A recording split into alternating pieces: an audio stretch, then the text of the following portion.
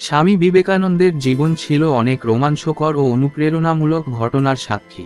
তার মধ্যে অন্যতম হল 1893 সালে আমেরিকার শিকাগো শহরে বিশ্ব ধর্ম মহাসম্মেলনে তার প্রদত্ত বক্তৃতা। এই ঘটনা শুধুমাত্র তার নিজের জীবনের পরিবর্তন ঘটায়নি, বরং সমগ্র ভারত এবং বিশ্ববাসীর কাছেও একটি যুগান্তকারী দৃষ্টান্ত হয়ে আছে। এই ঘটনার পেছনের কাহিনী জানলে আমরা স্বামী বিবেকানন্দের সংগ্রাম, আত্মবিশ্বাস এবং অধ্যবসায়ের মূল্যে বুঝতে পারি। স্বামী বিবেকানন্দ, যার আসল নাম নরেন্দ্রনাথ দত্ত, 1863 সালে কলকাতায় জন্মগ্রহণ করেন। ছোটবেলা থেকেই তিনি অত্যন্ত মেধাবী ছিলেন এবং জ্ঞানার্জনে আগ্রহী ছিলেন। তিনি বহু বিষয়ে জ্ঞান লাভ করেছিলেন, বিশেষ করে দর্শন ও ধর্মতত্ত্বে। তার গুরু শ্রী রামকৃষ্ণ পরমহংস তার জীবনে একটি গভীর প্রভাব ফেলেছিলেন এবং তাকে আধ্যাত্মিক পথে পরিচালিত করেছিলেন। 1893 সালে শিকাগোতে একটি বিশ্ব ধর্ম মহাসম্মেলন অনুষ্ঠিত হবে, যেখানে বিভিন্ন ধর্মের প্রতিনিধিরা তাদের মতামত এবং শিক্ষাগুলি ভাগাভাগি করবেন। স্বামী বিবেকানন্দ এই সম্মেলনে ভারতের প্রতিনিধি হিসেবে যোগ দেওয়ার সিদ্ধান্ত নেন। তবে এই যাত্রা মোটেই সহজ ছিল না।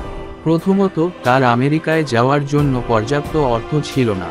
তার অনুসারী এবং শুভাকাঙ্ক্ষীদের সাহায্যে তিনি অবশেষে পর্যাপ্ত অর্থ সংগ্রহ করতে সক্ষম হন। আমেরিকায় পৌঁছানোর পর তিনি শিকাগোতে গ্রীষ্মকালে পৌঁছান। তিনি সেখানে পৌঁছানোর পর বেশ কয়েকটি সমস্যার সম্মুখীন হন। তার নিমন্ত্রণপত্র হারিয়ে যায় এবং তার থাকার ব্যবস্থা ছিল না। তারপরও তিনি হাল ছাড়েননি।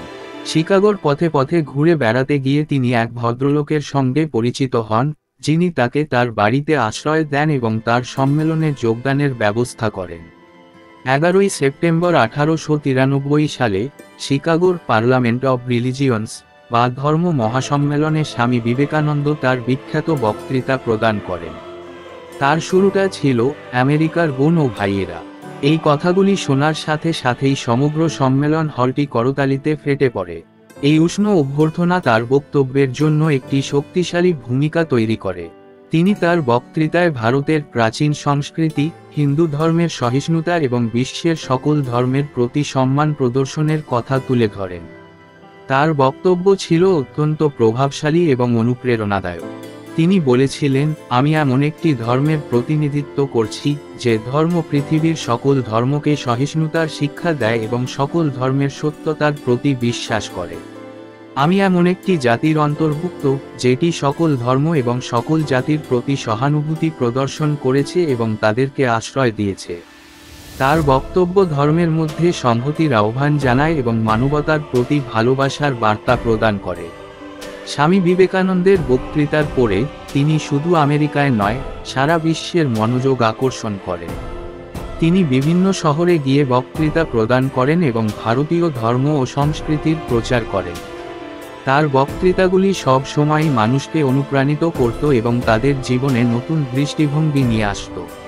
তার এই প্রচেষ্টা ভারতকে বিশ্ব মানচিত্রে এক নতুন দৃষ্টিতে তুলে ধরে। স্বামী বিবেকানন্দের শিকাগো বক্তৃতা শুধু একটি ধর্মীয় বক্তৃতা ছিল না, এটি ছিল একটি বিশ্ববাসীর প্রতি আহ্বান। তিনি বিশ্বাস করতেন যে সকল ধর্মের মধ্যে মিল এবং সম্প্রীতি স্থাপন করা সম্ভব, যদি আমরা একে অপরের প্রতি শ্রদ্ধা এবং সহানুভূতি প্রদর্শন করি। তার এই দর্শন আজও প্রাসঙ্গিক এবং আমাদের জন্য অনুপ্রেরণার উৎস। স্বামী বিবেকানন্দের এই অসাধারণ কাহিনী আমাদের শিখায় যে জীবনের প্রতিটি কঠিন পরিস্থিতি মোকাবিলা করার জন্য আমাদের ইচ্ছাশক্তি এবং দৃঢ়তা থাকা আবশ্যক। তার জীবনের সংগ্রাম, অধ্যবসায় এবং সাফল্যের গল্প আমাদেরকে অনুপ্রাণিত করে এবং আমাদেরকে শেখায় যে আমরা যদি আমাদের লক্ষ্যে অবিচল থাকি এবং কঠোর পরিশ্রম করি, তাহলে সাফল্য আমাদের কাছে ধরা দেবে। স্বামী বিবেকানন্দের শিকাগো বক্তৃতার পরবর্তী ঘটনা ও প্রভাব সম্পর্কে বলতে গেলে, তার বক্তৃতার পরেই তিনি মার্কিন যুক্তরাষ্ট্র এবং ইউরোপের বিভিন্ন জায়গায় ভ্রমণ শুরু করেন। তার বক্তৃতা এবং শিক্ষাগুলি সর্বত্রই মানুষকে আকৃষ্ট করেছিল। তিনি মানবতার প্রতি তার গভীর ভালোবাসা এবং সকল ধর্মের প্রতি তার শ্রদ্ধা প্রদর্শন করে অনেকের হৃদয়ে স্থান করে নেন। স্বামী বিবেকানন্দ আমেরিকাতে থাকার সময় বিভিন্ন শিক্ষা প্রতিষ্ঠান এবং সভা সমিতিতে বক্তৃতা দেন। তার বক্তৃতাগুলির মূল প্রতিপাদ্য ছিল মানবতার কল্যাণ, ধর্মের সহিষ্ণুতা এবং আধ্যাত্মিক উন্নতি। তিনি মানুষকে নিজেদের মধ্যে লুকিয়ে থাকা শক্তিকে উপলব্ধি করার আহ্বান জানান এবং তাদের জীবনে আত্মবিশ্বাস এবং ইতিবাচকতার আলো ছড়ান। 1895 সালে তিনি নিউ ইয়র্কে একটি বেদান্ত সোসাইটি প্রতিষ্ঠা করেন, যেখানে তিনি নিয়মিতভাবে বক্তৃতা দেন এবং মানুষকে আধ্যাত্মিক শিক্ষা দেন। তার শিক্ষাগুলি শুধুমাত্র ধর্মীয় বিষয়বস্তুর মধ্যেই সীমাবদ্ধ ছিল না, বরং তিনি বিজ্ঞান, দর্শন এবং সমাজের বিভিন্ন সমস্যাগুলির উপরও আলোকপাত করেন। তার শিক্ষা এবং দৃষ্টিভঙ্গি মানুষকে নতুনভাবে ভাবতে এবং জীবনের প্রতি নতুন দৃষ্টিকোণ তৈরি করতে সাহায্য করেছিল। স্বামী বিবেকানন্দের এই প্রচেষ্টাগুলি ভারত এবং বিশ্বের বিভিন্ন জায়গায় প্রভাব ফেলেছিল। তার শিক্ষাগুলি শুধুমাত্র ধর্মীয় ক্ষেত্রেই সীমাবদ্ধ ছিল না, বরং তা মানুষের দৈনন্দিন জীবনের প্রতিটি ক্ষেত্রে প্রভাব ফেলেছিল। তিনি বিশ্বাস করতেন যে শিক্ষা মানুষের মন ও হৃদয়কে উদার এবং শক্তিশালী করে তোলে। তার দৃষ্টিভঙ্গি ছিল যে শিক্ষা শুধুমাত্র পাঠ্যপুস্তকের মধ্যে সীমাবদ্ধ থাকা উচিত নয়, বরং তা জীবনের প্রতিটি ক্ষেত্রে প্রয়োগযোগ্য হওয়া উচিত। স্বামী বিবেকানন্দের শিকাগো বক্তৃতার পরবর্তী সময়কাল ছিল তার জীবনের একটি গুরুত্বপূর্ণ অধ্যায়। তিনি বিভিন্ন জায়গায় ভ্রমণ করে তার শিক্ষাগুলি প্রচার করেন এবং মানুষের হৃদয়ে একটি নতুন আলো জ্বালিয়ে দেন।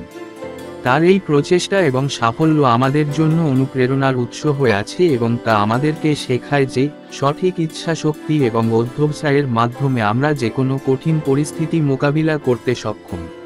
স্বামী বিবেকানন্দের জীবনের এই গল্প আমাদের শিখায় যে জীবনের প্রতিটি চ্যালেঞ্জকে আমরা সাহসের সাথে মোকাবিলা করতে পারি যদি আমাদের মনোবল এবং আত্মবিশ্বাস দৃঢ় থাকে। তার শিকাগো বক্তৃতার কাহিনী আমাদের জন্য একটি যুগান্তকারী দৃষ্টান্ত এবং এটি আমাদেরকে সবসময় অনুপ্রাণিত করে চলবে।